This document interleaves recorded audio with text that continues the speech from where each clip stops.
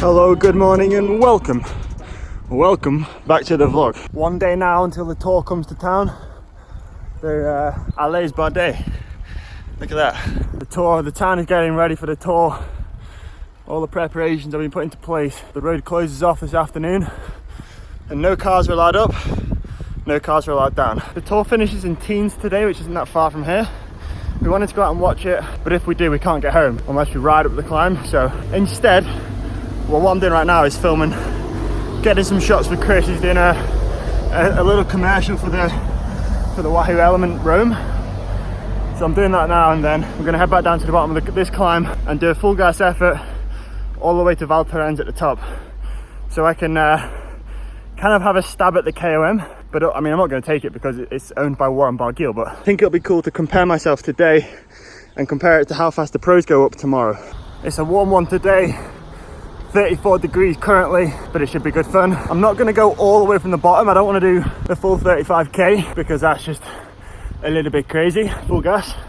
So I'm going to do it from the town that we're in, St. Martin, to the top of Valtor. It's still about 20k, I think. So it's still a pretty solid climb, maybe 15k, and we'll see what we can do. The elevation peaks at 2,500 meters, so might feel it a little bit at the top. But hey, looks like Alaphilippe's out for a little bit of a recce.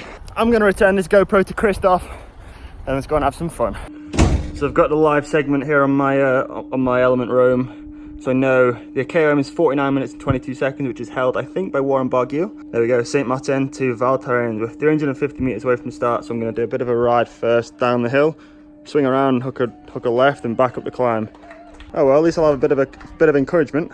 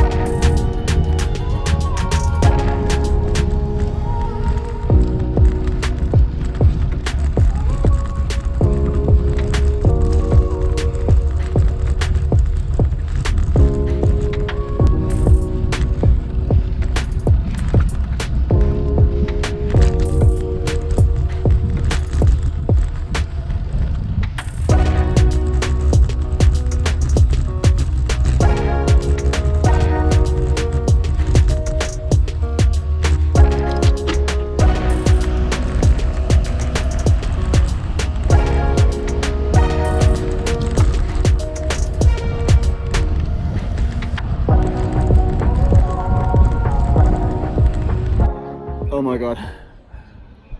I feel like I can't breathe. We're at 2,400 meters. Oh my god. I mean, I don't know how I've done. I need to go back and put it on Strava, but I feel dizzy. I think it's the altitude. It's making me feel like dizzy. I'm gonna hang around the top of the hill. I might even head to a supermarket and get a can of Coke or something, but like thankfully now it's just all downhill back to the apartment. But yeah, I went the wrong way at one point. Like the tour sign was pointing one way, and then the arrow for up to Valtor was pointing the other way. So I took a pick, and my live segment went off, so I went the wrong way. So I had to turn around, go back down like 30 seconds, and head back the right way. So not sure how much time that will have penalised me for, but yeah, man, I gave it 100%. I gave it full gas effort. I tell you what, if I'm close, like if I'm real close, despite going that wrong way, I'm doing it again tomorrow. I enjoy that though. I quite enjoy these climbs where you can just sit it, like find the tempo. They're pretty consistent all the way up. Just find the tempo, sit in it, and just hold it. And you know, as you get higher and higher, the air gets thinner and thinner. So you find yourself breathing quicker, and yeah, your legs just kind of start to die out a little bit. But no, it's good. We're not too far off the snow line up there, and then that is the view down Valtor. I mean, it's quite built up, so you can't really see too much, but in the winter this is a real popular ski resort, hence all the hence all the chairlifts and hotels and stuff. Look at that, there's a Sunweb wagon already up here, ready for tomorrow. The race doesn't come up here for another day, but it's already here, ready to take the riders down, I imagine, or I don't know, get the Swanee set up for the finish. But I'm going to swing around right now to head back down. It's about a 20-minute ride back down to the chalet because surprisingly, it's a little bit chilly up here because just because we're so high up. Look at those apartments; they're pretty sick. Yeah, anyway, it's it's a little bit colder up here. So before my sweat dries off and I get a little bit too cold, I know first world problems, right? I'm going to head back down. All right then, got on. Subscribe to Chris Pritchard. No, uploaded my ride from my old Wahoo roam straight into Strava, which you can do when you connect it to Wi-Fi. And this is the session from today. As we can see here, we basically spent out of the chalet, up the hill, turned around, and came back down the hill. And your boy got the gum. There is St. Martin to Thorens. Chris wasn't confident I'd get it this morning. He said I wouldn't get it, so. But hey, if you're going to chuck a roam in somebody's car and get him to drive up and pretend it's yours, do it. If you're happy with that. Mate, I've got the power values to prove it. No, hey, I was proud. Very proud. I thought that was pretty amazing. To be like a pro, an actual pro, like in Barguil. Pretty impressive. Yeah, we might have just been cruising up it. Anyway, here we go. 322 watts average, 1,107 VAM, whatever VAM means, and an average. Vertical altitude meters. Oh, is that a lot? I have no idea. What? Vertical altitude meters. It's basically how many meters you'll climb in an hour, I think. Okay. If you're at that gradient at that speed. Sounds. Over 1,000 is all right. Over 1,800 is crazy. Okay, so we got 1,108. So that's pretty high then, I think. Average power of 322, which for 48 minutes that isn't actually that high, but I think it's the fact like when you're at altitude, your power is naturally lower anyway. So you know, the top of this effort was 2,500 meters. So to do 322 watts at that altitude is the equivalent of doing like 350 down here or something. Can I ask a question? Go for it. So, you know how you say your power's lower? Obviously, Yeah. there's less oxygen to be able to maintain the same amount of power. Yeah. But because the air's thinner, does that allow you to go as fast? So is it all relative? Or not? I don't honestly know. I don't think so. No. I think there'll be someone that watches this video that might know more than we do. So if you could illegally enhance your body by adding oxygen to it, Yeah. so it felt like you were at sea level, you could go even faster. Is that right? Have a canister. Well, like, I don't know, like if you were to have a blood bag, is that what that'd do? Well, yeah, because you have BB word. you have increased red blood cells in your body, don't you? Yeah. So when you're using your aerobic system, you've basically just got more oxygen because red blood cells contain oxygen. But is it having the blood? Oxyhemoglobin. Is that having it in your blood though, or is that being able to get it from the air? I don't know. I'm just asking. I don't know. This is far too complicated for me. I don't take blood bags, so I wouldn't know. Correct answer. So I was about a minute and 12 seconds faster than second place. I reckon that KOM's going to stand for about 25 hours until the boys come up here and race it tomorrow. Now I know. Before any... I'm going now. I'm going to beat it. Go on then. Now I know. Okay, so we interrupt this broadcast because apparently there's a group of ladies that are doing the Tour de France one stage ahead of the men, and here they are coming through right now. Woo! Allez! Do you know what they're doing it for, Chris? No. Oh.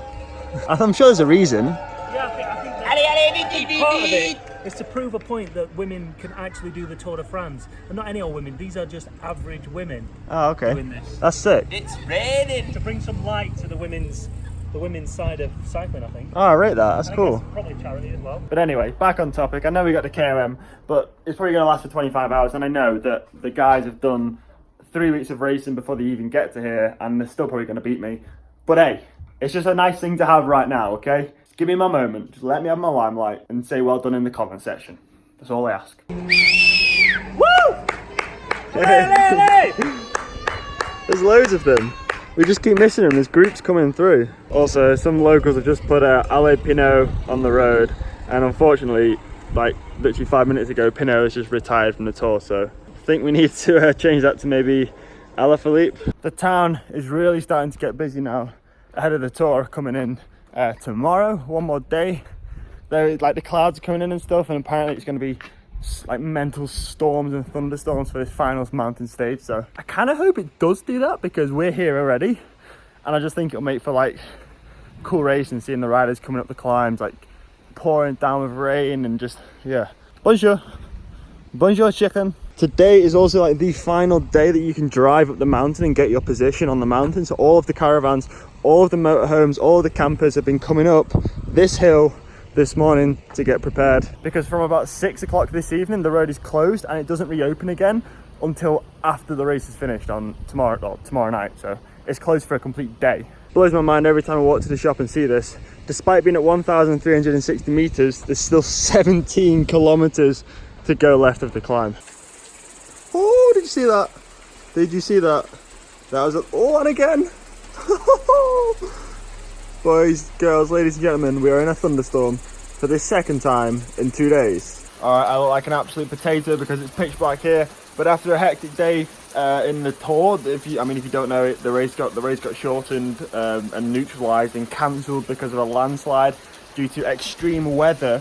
And this extreme weather is continuing right now, and it looks like it's going to be the same for the stage tomorrow. So that could mean absolutely anything. So they've already shortened it, so it's only like a 60 kilometres. Oh my god. So it's only like a 60 kilometre stage tomorrow. Thankfully, it still comes up the climb next to our apartment, so we can. We're still going to get the action up this last 35k climb. But anyway, guys, that's going to be the end of today's video. I'm going to go inside because this is getting pretty crazy outside. And yeah, I'll see you tomorrow, where the Tour de France is going to literally pass in front of my doorstep, and I cannot wait. But thank you for watching, guys. I hope you enjoyed it. If you did, be sure to leave a like. And with that being said, I'll see you tomorrow at the same usual time of 5 p.m. Peace. And I'll leave you alone.